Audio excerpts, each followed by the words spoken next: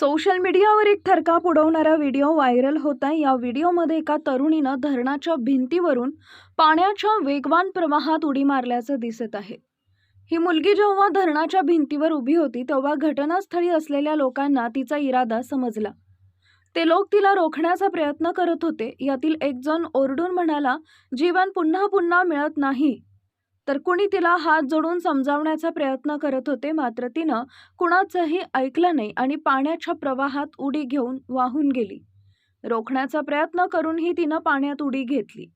व्हिडिओमध्ये दिसतंय की संबंधित मुलीनं प्रवाहात उडी घेताच घटनास्थळी गोंधळ उडाला।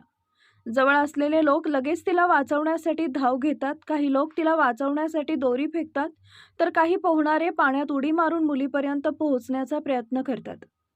मात्र नदीचा प्रवाह एवढा वेगवान असतो की त्यांचे सर्व प्रयत्न निष्फळ ठरतात। व्हिडिओ संपेपर्यंत लोक मुलीला वाचवू शकत नाहीत। यानंतर नेमकं काय घडलं हे समजू शकलेलं नाही। थरकाप उडवणारं दृश्य, हे भयावह दृश्य थरकाप उडवणारं आहे। कितीही विपरीत परिस्थिती आली तरी जीव देणं हा कधीही उपाय असू शकत नाही, असं लोक म्हणत आहेत। तसेच जीवन अमूल्य आहे।